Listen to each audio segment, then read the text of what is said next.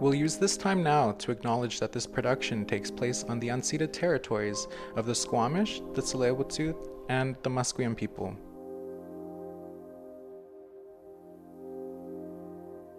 Our intention for this podcast is to provide a space where survivors can share with us their lived experiences and what it was like for them to navigate health and wellness after residential school.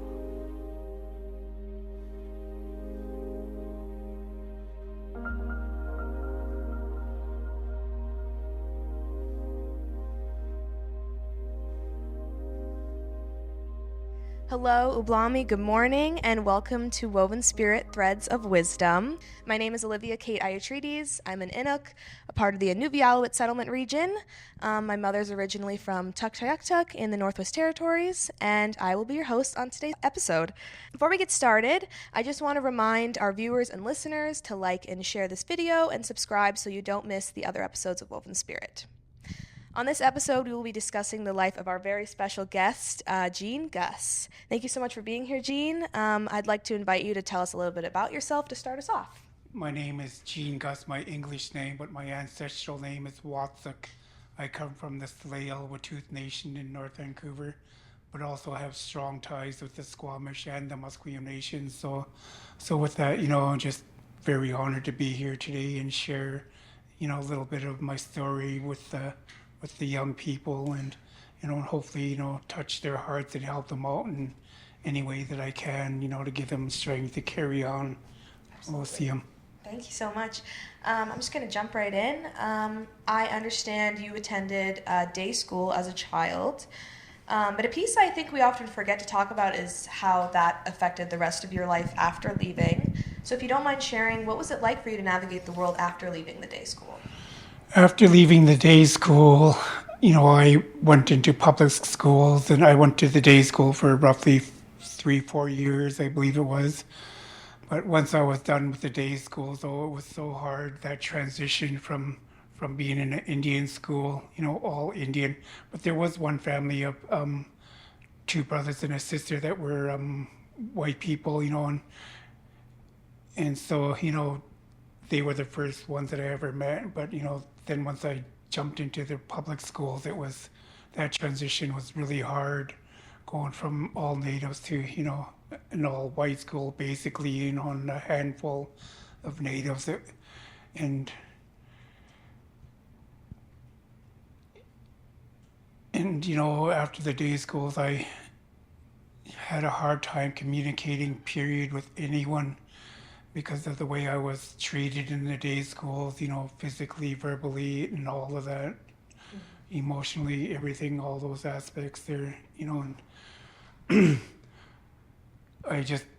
learned how to shut down when I was in the day schools, and I shut down all emotions, everything, because I had from just being a little boy, I had to learn how to be hard and cold, my heart was cold.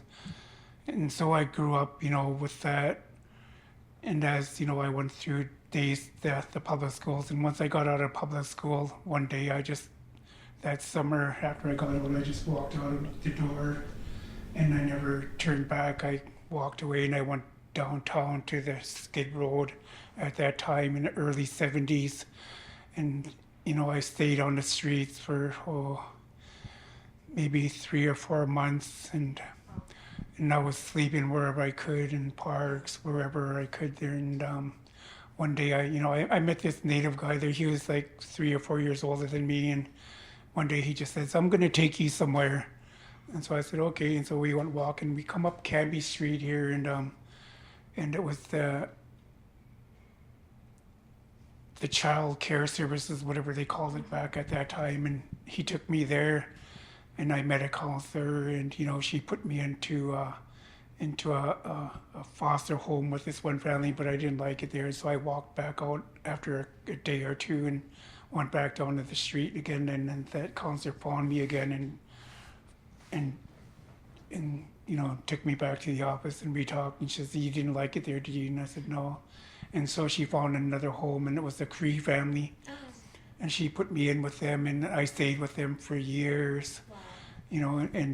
And as we grew, we had our own little homes there with some of the older foster brothers I had, but it was a very mean street there downtown because I became a part of the Hastings Street gang at that time also. And then in those days there was a lot of gangs and a lot of drugs and alcohol and violence, and and some of the things I saw in those days were, I wouldn't even want to talk about right, but I was only 13, 14, whatever, 15, and I had to learn how to defend myself against men that were in their, late 20s and even early 30s. I had to fight, and if I didn't, I probably wouldn't be here today. Absolutely. And so, I grew up with that, and the drugs and the alcohol, and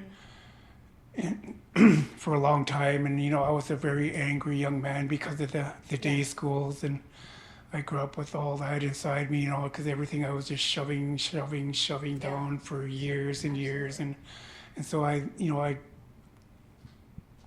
lived with that for many years until I got into my 20s, and and I was a fairly big guy in my younger years, and so I was always the target with gangs and some of the bigger guys, especially the Caucasian guys, always wanted to try me out, and even the Native brothers, they wanted to try me out, and so I had to fight a lot. And so once I got into my late 20s, I just started getting so tired of it. Absolutely. And so I started my healing journey once I got into my late 20s, and I would start with the sage, and I a cousin of mine gave me a shell and some sage, and so I would smudge and pray, and then young man at that time, he was probably still in his teens, he made a little tiny sacred pipe for me, and I still have that today, but he gave me that and a little mixture of sage and cedar and whatever else he put in there. And so he says, take this and pray with it, and so I'd have my own little pipe ceremonies at that time, but some of the beautiful dreams I used to have, with all those prayers and everything when I started my journey, was so strong. And it made me realize, it's like, even when I was in my drinking years, like, people would come up to me and ask me stuff and ask me to do this and that. And it's like, why are you asking me? Because I just thought of myself as, a drunk, and then, and a drug addict was more, the marijuana and hash that I did there. But, it's like, why are you asking me when I'm still doing this stuff, But I think it was Creator was showing me something that was to come, and eventually it did come as I started my journey, and it took me several years before I finally found what was going to work for me. And it's the very sacred ceremony that our people on the West Coast practice, and so I won't go into a whole lot of detail about that. But I really emphasize, you got to find what works for you. There's so many different ceremonies, like the sage and the smudging and going to the mountain and brushing yourself with the cedar boughs, and just standing by the water, or going to the sweat lodge, or attending powwows or sun dances, whatever. There's so many different medicines from across the nations, from the west to the east, and I honor each and every one of those. I'm a sacred pipe carrier as well. Wow. And I, attended powwows over the years a lot. But my wife was a traditional dancer, but not so much anymore. She loves it, but she's getting to be too much for her. Yeah. So, I just really like to encourage the young people to find whatever it is that works for them. And once you do, put all your faith and trust and belief into that. Absolutely. When you really truly believe in something that's working for you, it's going to work for you even more when you put all that into it. And so. Absolutely. Yeah. Yeah. Well, even earlier you were telling me about how when you were 15, you were asked to be involved in canoeing, in war canoes, which I thought was so fascinating. And I know you said briefly that helped you a lot to kind of get out of those bad habits, and I'd love to hear more about it. Yeah. my parents, my father, he was a canoe puller, and all my uncles, they were all champion war canoe racers, and they back then my nation was called Burrard, so with the Burrard Canoe Club, and we were a very small nation. At that time when I was a little boy, there was maybe only 14 houses on our little reserve, and Wow. and we had enough men to fill up that canoe, 11-man canoe, and then they had a ladies war canoe team as well. My mom paddles on, and all my aunties, and so watching them from that time when I was really little. I remember my dad would grab his paddle, uncle would come and say, "Come on, Boydie, let's go. It's time to get in the canoe and start training." And so I remember him walking out the door, and I wanted to go, but I was so young yet. My mom says, "No, you can't go down there. You're too young." So I tell her, it's like, "Okay, I'm gonna go and play in the backyard then." And then I go out in the backyard and I'd look and make sure she wasn't watching. I'd run down the beach and all the way down the beach to a point where I could see them. Yeah. And then, I'd yell out, "Shoot the gun," when they were in the canoe. And, watching my dad and uncles when that canoe when they started going for their training, they had a triangle course out in front of the reserve there. They go around, I don't know, 2 or 3 times, and then they paddle out to what they call the beacon, then sprint back in for the finish. Wow. When they paddled out in the front. But watching that canoe pick up, and it was like it just glided over the water, and it was just such a beautiful thing to see, and it really touched my heart inside. And as I grew, I kept going closer and closer. Then next thing you know, I was right down there watching them there, and Wow. And I guess Mom realized I was okay, and she never bothered me or Dad. And so I'd sit there, and the uncles would say, "Your number one fan is here, Boydie." And so I just loved watching him and my uncles, and Yeah. so beautiful. And so once I got to the age of 15, I was in the foster home. So at that time, with that Cree family I was talking about, the Moran family,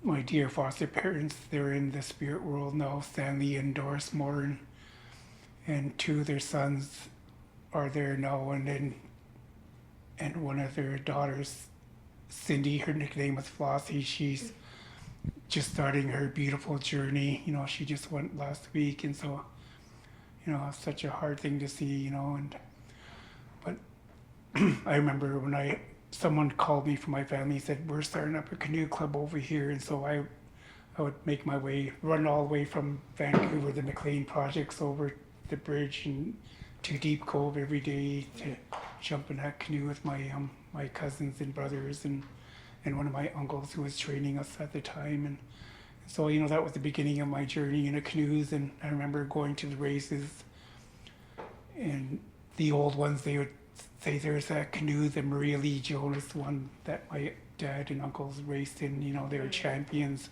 They won every race, for many, many years." Yeah. And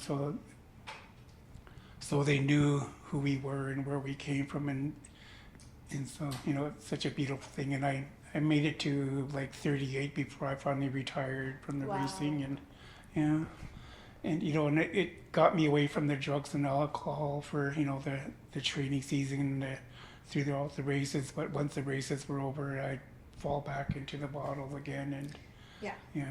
Well, you were telling me about the other things. You do a lot of work now. Obviously, some things are, as you said, sacred, and we don't need to talk about it on camera, but I know you do a lot of other work as well, and you have some stuff coming up. Could you tell me a bit about that, and why you think doing that work for your community is important? Yeah, when I really got into my spiritual journey roughly 30 years ago, my grand uncle and auntie from Musqueam, Vincent, Edna Stogan, they used to come to our village, Tsleil-Watuth there, and they started work with my dear mom, at that time, and taking care of spirit. And I would go and help, doing whatever I could, cutting cedar wood, kindling for, to set that beautiful table at that time. And I was really happy doing that. Me and my older brother, we did that for, I don't know, many years, until my dear uncle and auntie, they started getting a little older, and things are getting a little harder on them. And my dear auntie couldn't stand their anymore. And so my uncle just looked at me one day and said, "Son, it's time for you to step up, with me and stand with me." And so, there was no hesitation, and there is no say no when an elder speaks to you. And so I just said, "Okay, Dad, Uncle," and so I stood with him for as long as I could, and then one day he couldn't even come anymore. And so, at that time, my mom called them and asked, where they were, and they said, "Sorry, babe, we can't make it anymore," and so then she just said, "Who are we going to get to do this work now?" Then I can hear them both, because I was standing with her there, and they said, "Just, get Gene to do it. He can do it. He loves doing it." And I just looked at my mom's eyes, because I can hear them, but I can just see that look in her eyes. It's like, and I said, "We can't just not do it now. Everything is ready. The table is ready. The people are there, and they're waiting for us. And so we have to follow through and carry on with this work." And so she just kind of smiled at me and said, "Okay," and after she was done talking with Auntie and Uncle, and we just walked back out to that table, and we carried on with the work, and I just did everything, the best that I could, the way that I was taught. And, and I heard many times, there's no wrong way of doing this beautiful work, as long as the intentions of that work are true from in here. And so, I carried on with that, and I'm still doing that work today. And I'm also training my sisters now for when it's time for me to step back, because, that day isn't very far away with, the way time goes there. So, I do that, and I do many other different ceremonies, sacred mask ceremonies, and our West Coast Longhouse, and I used to attend the sweat lodges and go to sun dances and powwows, like I was mentioning, and I left my heart and spirit open to many different ways, because every way is no better than any other way. It's all beautiful medicine, and it's all that, in here, if you really truly believe in it, and it's going to help you, and so it's such a beautiful thing, being a part of this, helping people now, because when I was a young man, I never wanted to be this at all. I wanted to be anything but, Native. And so, when I started praying for a better way of life, I asked the Creator, there's got to be a better way to life than this, where I was, with the drugs and alcohol. I told him I'm tired of all the fighting and the drinking and everything. And then it was like, boom, all of a sudden a light came on, and I started having even more stronger dreams. And he started showing me all of this stuff that I'm doing now, that that was coming for me.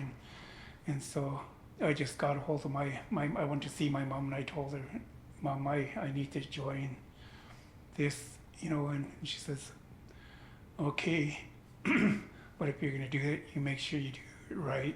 And so we'll call your uncle, and he'll come down, who was my dad's youngest brother, and he became one of my teachers as well. His ancestral name is Quainton Danny Charlie from the Tsleil-Watuth Nation.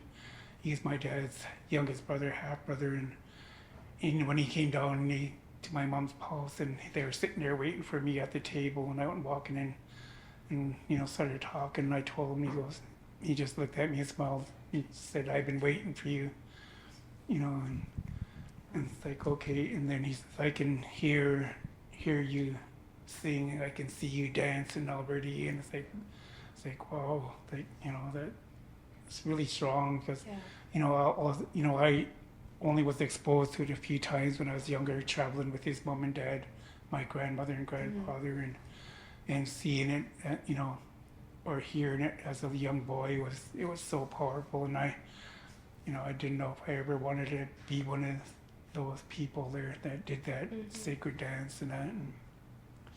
But without that, I probably would not even be here today. And that 30 years is coming up on that, this coming winter. And so, I love the spiritual life, and it's such a beautiful thing. Yeah, that is amazing. What are some like of your kind of everyday self-care practices for your personal healing? Like something you just cannot live without, your self-care routine, if you will. I'll use the sage, and I'll light some sage at home, and I'll smudge myself. Me and my wife, we smudge each other, and then we smudge our whole house out. And and it's so important to take care of yourself in that way. Or I'll go to the mountain, and pick some cedar boughs and brush myself, and get in the water and have a cold water bath. And it's water's so powerful. It takes away anything that doesn't belong to you. It'll take it away, and it'll also give you strength to carry on. You just have that good intention when you're in that water, or using those cedar boughs, standing by that, underneath that tree. It gives you so much strength. And your ancestors are there watching you, and you have a good prayer in your heart, and ask them for any strength or guidance that you need, to carry on.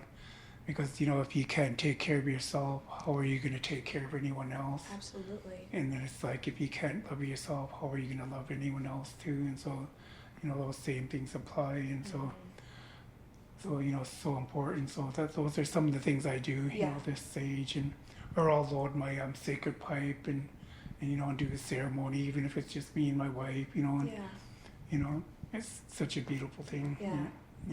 That's so lovely. If you were to give me any advice, or any of my fellow youth out there, what would it be? Oh, just really believe in anything that you do, because it's, we walk in almost in two different roles. We have our Tsleil-Watuth way of life, our native way of life, and then the Western way of life, and there's a fine line between the two, and then I see, if you want this Western way of life to work, well for you, you have to take care of yourself spiritually. Take care of spirit first before you do anything else. Before you do any kind of work, you take care of yourself in that way. And then these other ways, they all just have a way of falling into place, and everything will go smoothly. Because if you're not taking care of yourself spiritually, then, you start running into walls and obstacles. And so, this really helps give you that guidance and that strength that you need to move forward in a good way. Yeah, it's amazing. This is kind of a random one. Do you think in life you listen to your head or your heart more when you make decisions? My heart. Yeah? Yeah. Because, when you listen to your heart, you'll never go wrong. It's like spirit, it's like you follow spirit, and, you have that spirit within you.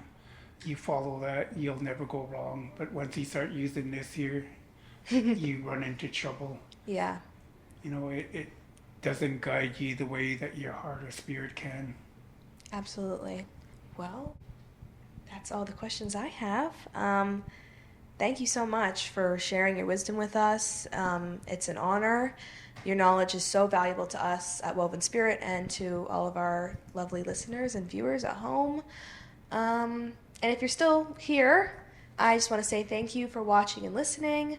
I hope you've enjoyed this episode of Woven Spirit, Threads of Wisdom. And if you did, please leave us a like or a comment, or drop a review on Apple Podcasts and Spotify. You would not believe how much a like or a share or a comment can help these conversations reach even more ears across Turtle Island. Kianaini, thank you, and see you next time. Thank you for joining us for this episode of Woven Spirit, Threads of Wisdom. We understand that the stories shared today may be challenging or triggering. If you need support, please reach out to our crisis line, available 24/7 at 1-800-721-0066. Remember, you don't have to navigate these feelings alone. Support is always here for you.